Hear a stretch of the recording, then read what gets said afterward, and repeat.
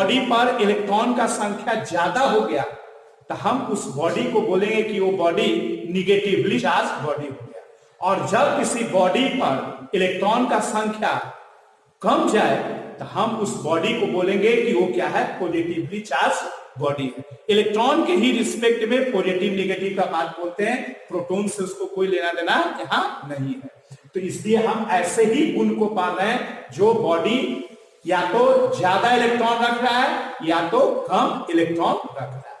तो इसीलिए हम लोग जानते हैं कि चार्ज दो टाइप का होता है, एक पॉजिटिव और एक निगेटिव, एक एक्सेस ज्यादा इलेक्ट्रॉन और कम इलेक्ट्रॉन। तो इसलिए हम लोग चार्ज में हम लोग जैसे आप एक हुआ न्यूट्रल बॉडी किसको, न्यूट्रल बॉडी। तो देखिए न्यूट्रल बॉडी में क्या होता है, number of electrons is equal to number of protons होता है। जितना नंबर इलेक्ट्रॉन का है उतना ही नंबर प्रोटॉन का है, उसी को हम लोग क्या बोलते हैं, न्यूट्रल बॉडी बोलते हैं। ये उसके बाद सेकेंड में हमारे पास निगेटिवली चार्ज बॉडी क्या है, निगेटिवली चार्ज बॉडी। तो इसमें क्या होगा, गेन ऑफ इलेक्ट्रॉन्स या excess number of electrons, gain of electrons. तो ये हमारा क्या कहलाएगा, ये निगेटिवली चार्ज बॉडी कहलाएगा। गेन ऑफ इलेक्ट्रॉन ये क्या कहलाएगा, निगेटिवली चार्ज बॉडी। और आपका थर्ड में है पॉजिटिव चार्ज बॉडी। किसको हम लोग कहेंगे, जब इसमें लूज करेगा, loose of electron, loss of electron या डिफिशियंसी ऑफ इलेक्ट्रॉन्स। तो ये हमारा क्या कहलाएगा, ये पॉजिटिवली चार्ज बॉडी कहलाएगा। तो इसलिए चार्ज हम किसको कहते हैं, जब कोई बॉडी पर या तो एक्सेस इलेक्ट्रॉन हो जाए या डिफिशियंसी ऑफ इलेक्ट्रॉन हो जाए, तब ये वो बॉडी को क्या कहेंगे, चार्ज बॉडी बोलेंगे। अब हमारे पास है इस चार्ज बॉडी, ये आया कहां से, एक्सेस या डिफिशियंसी ऑफ इलेक्ट्रॉन। तो देखो ये चार्ज का मतलब ये मैटर का गुण होता है, ये आपका इंटरनल प्रॉपर्टीज है मैटर का। जैसे मास कैसे होता है, उसी को इंट्रिंसिक प्रॉपर्टीज भी हम लोग क्या करते हैं, बोलते हैं। जैसे मास कैसे होता है बॉडी में, उसी तरह से बॉडी के अंदर ही एक क्या है, चार्ज है। बस हमें क्या करना है, उसको डिस्कवरी करना है। कैसे डिस्कवरी करना है, तो ये एक्सेस और डिफिशियंसी से करके। अब हमारे पास क्वेश्चन आया कि इस बॉडी को जब हम चार्ज कर दिए ये गेन और ए से, तो ये करेंगे कैसे, चार्ज हम डेवलप कैसे कर सकते हैं किसी भी बॉडी पर, जैसे एक्सेस या डिफिशियंसी ऑफ इलेक्ट्रॉन हम लोग करेंगे कैसे। तो इसके लिए हमारे पास है मेथड्स है आपका फ्रिक्शन के द्वारा, उसके बाद से कंडक्शन, उसके बाद से है आपका इंडक्शन के द्वारा एंड केमिकल रिएक्शन के द्वारा। इस तरह से हम चार्ज को क्या करते हैं, डेवलप करते हैं। मतलब फ्रिक्शन के द्वारा, कंडक्शन के द्वारा और केमिकल प्रोसेस, ये सब के द्वारा हम लोग चार्ज को डेवलप करते हैं। मतलब एक्सेस या डिफिशियंसी ऑफ इलेक्ट्रॉन को क्या करते हैं, बनाते हैं। अब हमारे पास एक क्वेश्चन आया कि जैसे फ्रिक्शन के द्वारा, तो फ्रिक्शन के द्वारा आप चार्ज कैसे क्रिएट करते हैं, तो आइए देखते हैं उसका एक एग्जांपल। जैसे सपोज करो एक आप कंघी ले, आप बाल को रब करो, ऐसे रब करोगे और छोटा छोटा सा पार्टिकल को रखो, तो वो छोटा सा पार्टिकल क्या होगा, अट्रैक्ट कर लेगा। छोटा पार्टिकल वो जो कागज का हम छोटा छोटा सा टुकड़ा रखे और कंघी को लाए ऐसे रब करके, तो कंघी क्या हुआ, वो छोटा जो कागज का टुकड़ा था उसको क्या किया, अट्रैक्ट किया। क्यों अट्रैक्ट करता है ये आगे हम लोग सीखेंगे, लेकिन वो क्या करता है, अट्रैक्ट कर लेता है। तो ये जो प्रॉपर्टीज डेवलप हुआ, ये प्रॉपर्टीज कैसे डेवलप हुआ, ये प्रॉपर्टीज आपको जो डेवलप हुआ वो किसके द्वारा हुआ, फ्रिक्शन के द्वारा। क्योंकि आप रब किए तो फ्रिक्शन के द्वारा क्या हुआ कि इलेक्ट्रॉन एक जगह से शिफ्ट होकर के दूसरी जगह क्या होता है, चला जाता है। तो एक जगह उसका पॉजिटिव चार्ज हो गया, एक जगह क्या हो गया, नेगेटिव चार्ज। वही हम लोग ये सब, और अब बाकी है कंडक्शन क्या है, इंडक्शन क्या है, ये सब हम लोग आगे बताएंगे। ये सब आगे इलेक्ट्रोस्टैट में डिटेल्स पढ़ना है, लेकिन यहाँ पर भी हम लोग थोड़ा इसके बारे में बात करेंगे, लेकिन अभी वो समझ में नहीं आएगा, इसलिए अभी हम लोग फ्रिक्शन का बात किए, बाकी कंडक्शन और इंडक्शन का बात हम लोग आगे की ओर करेंगे। ये यहाँ पर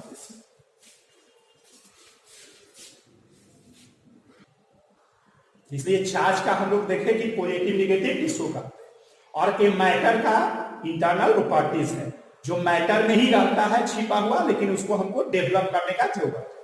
तो देखिए हम लोग को टेंशन ज्यादा नहीं लेना है कि चार्ज कैसे डेवलप किया है, ये कोई बहुत बड़ा यहाँ पर हमारे लिए इलेक्ट्रोस्टैट के लिए पॉइंट नहीं है। जब बॉडी चार्ज हो गया तब वो क्या क्या प्रॉपर्टी शो कर रहा है, उस पर ज्यादा हम लोग फोकस किया। अब देखिए चार्ज का एसआई यूनिट क्या होता है, एसआई यूनिट ऑफ चार्ज। तो देखिए चार्ज का एसआई यूनिट हम लोग पढ़े हैं कूलम। कूलम इसका एसआई यूनिट होता है। डायमेंशन क्या होता है चार्ज का, डायमेंशन आपका हो जाएगा आई टी, क्योंकि कूलम फंडामेंटल में नहीं है, इसलिए चार्ज को हम लोग पढ़े कैसे ही आई टी होगा, I T. Q is equal to Q by T is equal to I, और Q is equal to I। I का I लिखते हैं और T का T लिखते हैं। A से भी लिखा है एनसीईआरटी वगैरह में, A से भी करंट को लिखा हुआ है, तो इसलिए I या A लिख सकते हैं। इसका देखिए एक और भी ये है electrostatic unit, ESU, electrostatic unit, ये आपका। इसमें चार्ज का यूनिट होता है इलेक्ट्रोस्टैटिक में स्टैट कूलम। क्या होता है, स्टैट कूलम। इलेक्ट्रोस्टैटिक यूनिट में चार्ज को हम लोग क्या कहते हैं, स्टैट कूलम। और हम लोग जानते हैं कि एक coulomb is equal to 3 into 10 का पावर 9 स्टैट कूलम होता है। एक 1 coulomb is equal to 3 into 10 power 9 stat coulomb. एक कन्वर्सन है ये आपका। और भी देखिए जैसे ही इलेक्ट्रोस्टैटिक यूनिट का बात करें तो चार्ज का तो आप जानिएगा कि स्टैट कूलम होगा, लेकिन और भी बाकी सब हमारे पास जो होगा वो सीजीएस का आप यूज करेंगे। मतलब इसमें और and we use CGS units.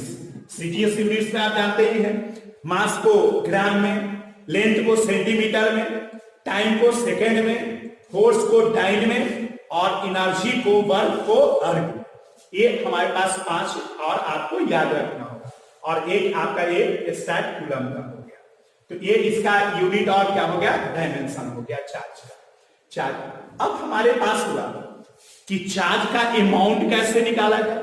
जैसे आपको कह दिए कि किसी बॉडी पर जब ज्यादा नंबर हो इलेक्ट्रॉन का या कम हो तभी वो बॉडी चार्ज हो। तो अगर हम चार्ज को ज्यादा या कम करें तो कितना कूलम का चार्ज होगा, मतलब अमाउंट, चार्ज का अमाउंट क्या होगा।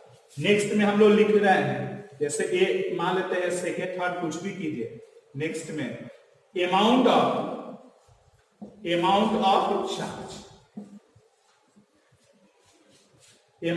चार्ज। तो देखो चार्ज को हम लोग कैपिटल Q या स्मॉल q से जनरली राइट करते हैं। तो अमाउंट जब भी निकालना है तो Q is equal to plus minus n into E लिखना है। मतलब किसी भी बॉडी पर आज के बाद से अगर अमाउंट ऑफ चार्ज निकालना हो कि भाई कितना उस पर पॉजिटिव चार्ज आ गया, कितना निगेटिव चार्ज आ गया। ये कैसे हम निकालेंगे? तो इसके लिए हमारे पास फंडा है Q is equal to plus minus N into E। तो देखिए ये हमारे पास where E is equal to charge of electron, charge of electron है जिसका वैल्यू आप जानते हैं 1.6 इंटू 10 का पावर माइनस 19 कूलम होता है। कूलम को कैसे हम लोग C से जनरली लिखते हैं, 1.6 इंटू 10 का पावर माइनस 19 कूलम होता है। ये डिस्कवरी किया हुआ है इलेक्ट्रॉन, एक इलेक्ट्रॉन का चार्ज होता है। हम यहां मैग्नीट्यूड लिख रहे हैं, चार्ज का क्या लिख रहा है, मैग्नीट्यूड लिख रहा है। तो E इज इक्वल टू एक इलेक्ट्रॉन का यहां चार्ज हो गया, N हो गया, and N is equal to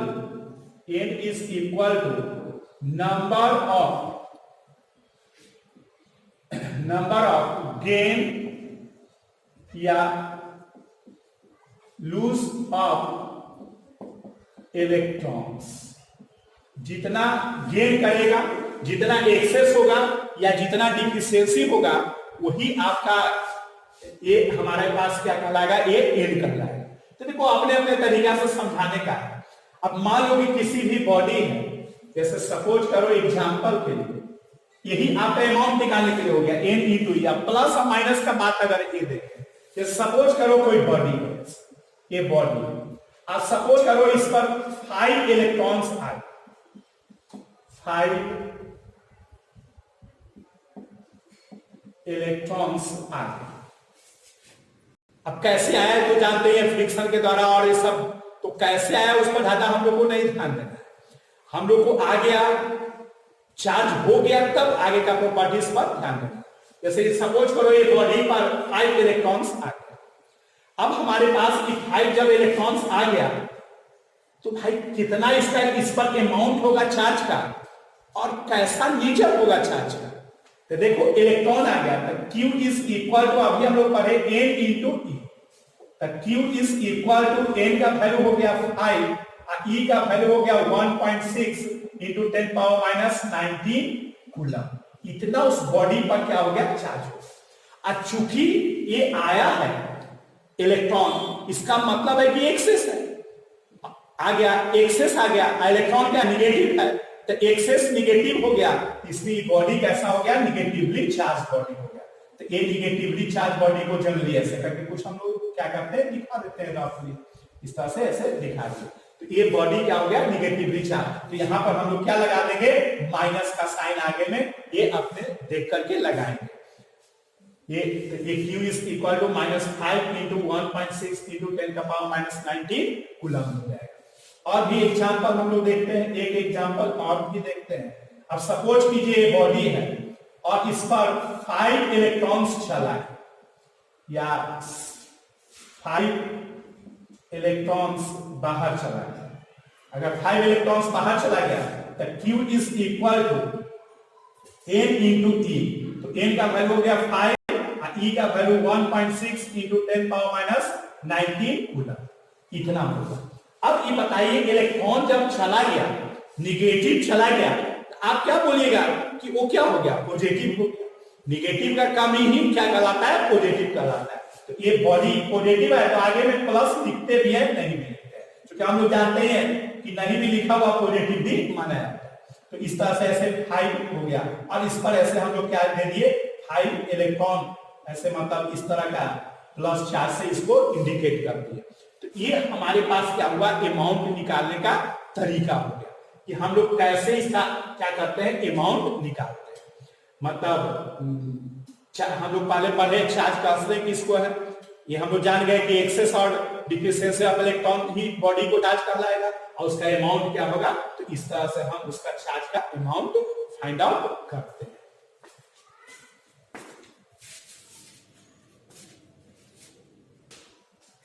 हम लोग देखें कि ये क्या हो गया, पॉजिटिव और नेगेटिव चार्ज का कॉन्सेप्ट हो गया अमाउंट निकालने का।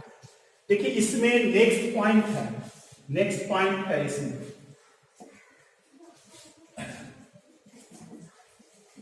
Charge is quantize.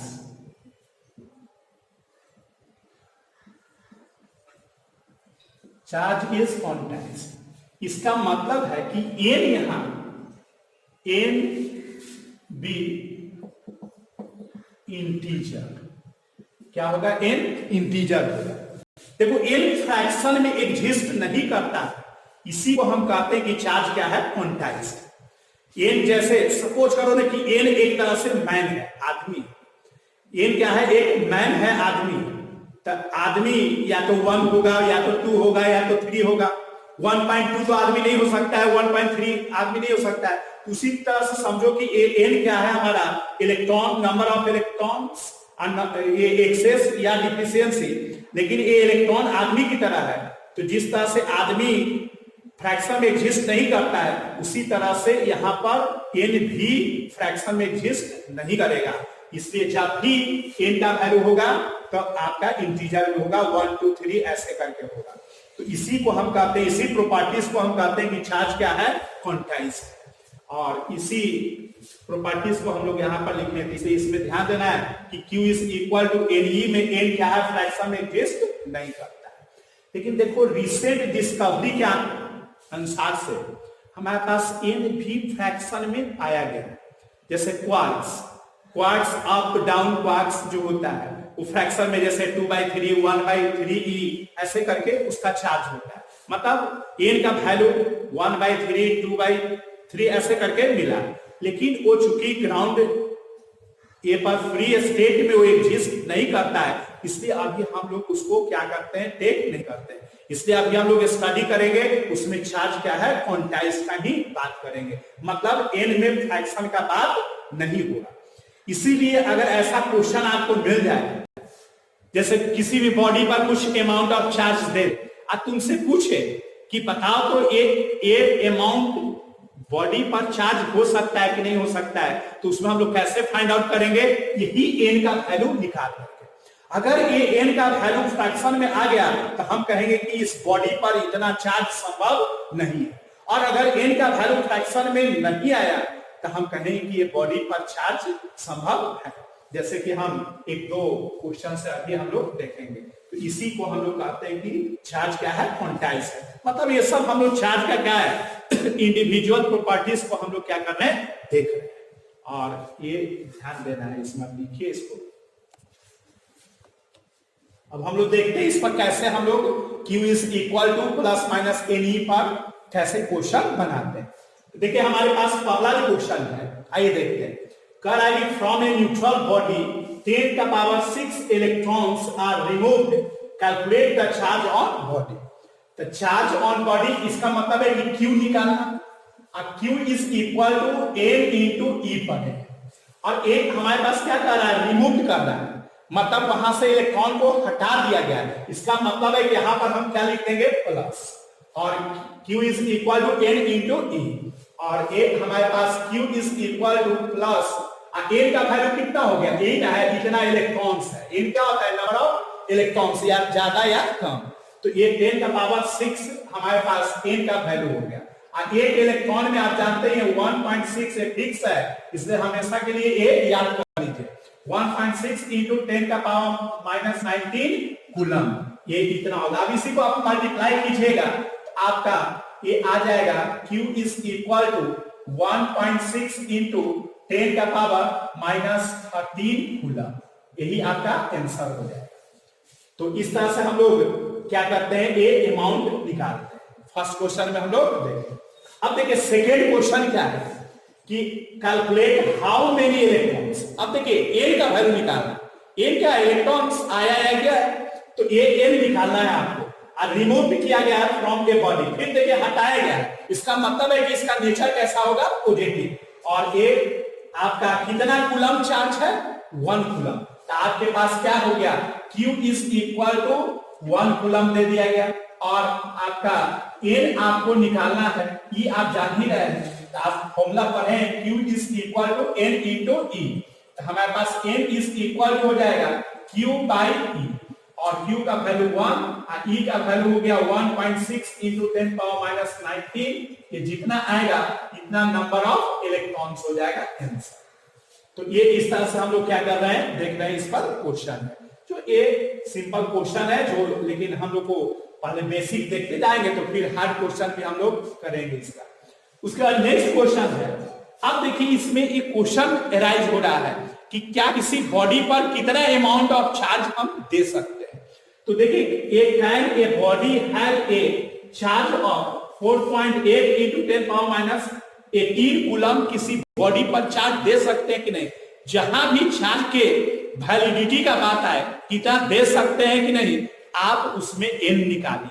तो n का वैल्यू यहां हो जाएगा n इज इक्वल टू, हम लोग पढ़े formula n is equal to q by e, और इसी से हम लोग n is equal to q का वैल्यू आपका ये हो गया 4.8 इंटू 10 का पावर माइनस 18 और e का वैल्यू हो गया 1.6 इंटू 10 का पावर माइनस 19।